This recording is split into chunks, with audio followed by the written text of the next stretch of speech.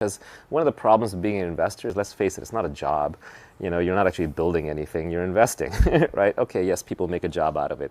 But it's not necessarily something you can sit there and take credit for. It's not something you can necessarily be proud of. And one of the things that I like that Peter Thiel said, which is that you should have a definite view of the future. You should actually go out and build the thing you want to see exist, not just say, oh, well, that's going to happen. I'm going to sit back and wait for somebody else to do it.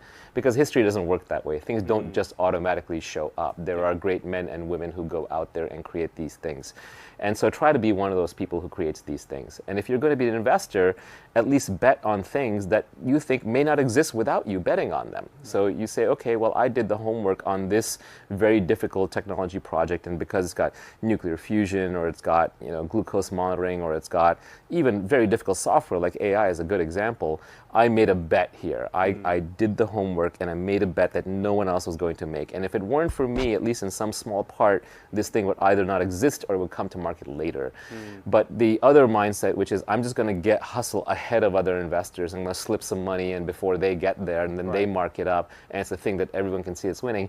Maybe you'll make money, sure, but it's a very unfulfilling life. And I would argue long term you will not make the most money, because the greatest winners of the last few decades have been unexpected winners. They've been companies like Tesla and SpaceX and OpenAI and Apple Computer. These were companies that were written off. They were essentially written off because it was believed that their dream was impossible and too expensive.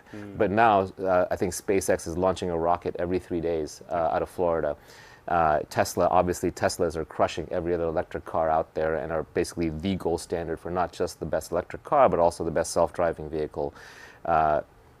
So when you see these impossible dreams come true, not only is it the most fulfilling thing, it's also where you make the most money.